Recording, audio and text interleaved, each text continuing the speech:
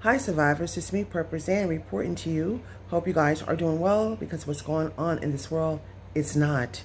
Today you guys, I want to talk about what, this is called We Are in Extreme Danger.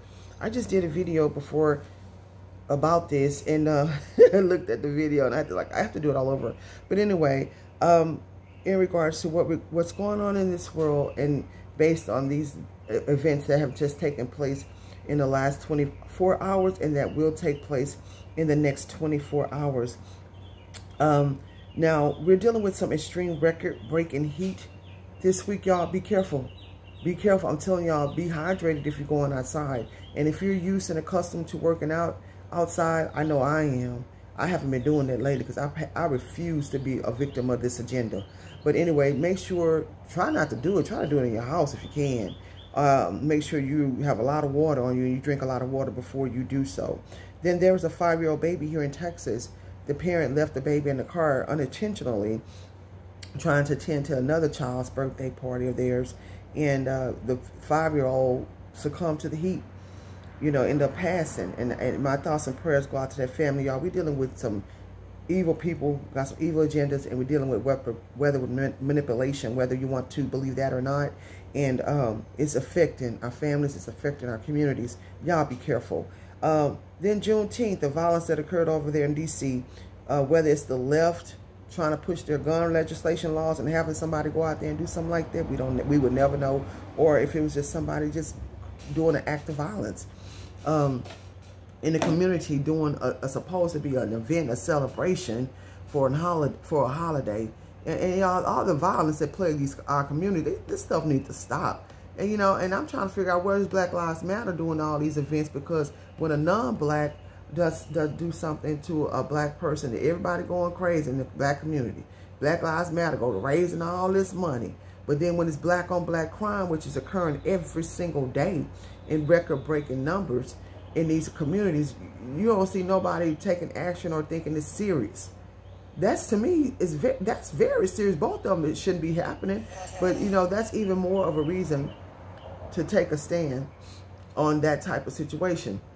Then, on top of that, y'all, the young man in Harlem, the basketball player, came out here to Texas to pursue a career in basketball, have a scholarship at Houston Baptist University in Houston, where I grew up and was raised. Then, go back home to Harlem over the weekend to celebrate the holiday with his family, whatnot, and was gunned down. So my thoughts and prayers go to him too. All this violence plaguing our communities, it's awful. It's awful. And a lot of it be out of jealousy. Yeah, I said it. A lot of it be out of jealousy. It's exactly what be going on. And then we have the cab driver driving over the pedestrians in New York City. It's just seems like so much going on in New York City. Another city and state ran by the left. Then, and my thoughts and prayers go out to those victims. I don't think anybody passed away, but there's a lot of people with injuries right now in the hospital due to that event. God said that it was a mistake. Somebody riding a bicycle, and instead of him slamming his brakes, he slammed on the gas. And I know these things do happen. So that's just heartbreaking. I hope everybody recover from that's involved. Then you have the flights delayed, but the airlines knew they couldn't accommodate people, but they took their money anyway. See, this is a problem with these airlines. Everybody's getting over y'all. They want to take your money, but then they want to leave you stranded somewhere. A lot of people, I told y'all this is going to happen last week. I told y'all, I was talking about this story. A lot of people over the weekend during the holidays, were going traveling different places, as they should be able to do that. Airlines knew they couldn't accommodate these people. They already knew their pilots had taken off that weekend. They said it's a severe shortages in staff. All these different things. They knew they could not accommodate these people, but took their money anyway. Good luck getting a refund, because most of them just gonna want to give you a credit.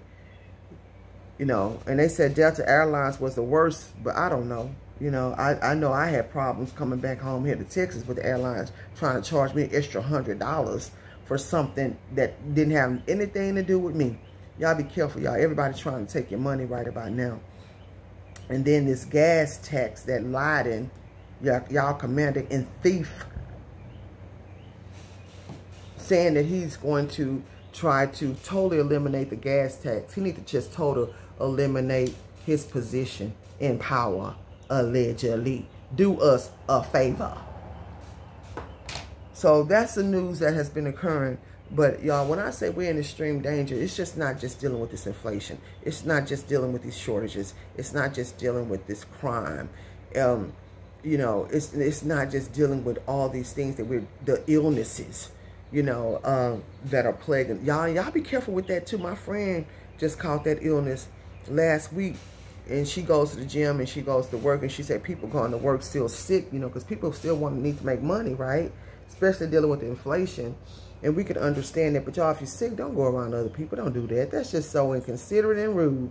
And then she ended up catching it. And y'all, she has recovered from the illness itself, but she still have all these, what you call it, lasting symptoms, you know. It's a word for it. I just can't think of it right now. Where she's still profusely coughing. So y'all, these illnesses are still out here. You know, and I know they've been opening things back up and it seems like things are back to normal, but it's not. Things are never going to be back normal like the way that they were before. It might be a new, different type of normal, but not the way that we've been accustomed to living for all these years. If y'all can't see that, you never see nothing. Stop ignoring stuff and pay attention to what's going on around us. I'm not saying be consumed in fear. I'm saying stop being brainwashed and in denial. It's people that I have to stop talking to, but they act like they don't need to learn anything about the computer. That's living in the Stone Age now. Now, everything you do, you have to go through a computer to get it done. Whether it's filling out an application or getting some information that you need to obtain for yourself. So I'm saying, y'all, it's time for all of us to wake up and get on top of what we got to get on top of. Nothing from nothing leaves nothing. If you do nothing, you get nothing. If you don't continue to educate yourself, you're going to be dumb out here. And you're going to have to depend on people to help you. And people ain't in no position where they could be sitting up here helping you as a grown person because you're too lazy to get up and read a book or to do some research and find out some things that you need to know and to do to prepare yourselves and your families for these days and times in which we live in. Now, this one guy on my, I was reading my comments and the guy said, we need to move out the country. He said, in order to survive this, either move out the country, move to the mountains and get away.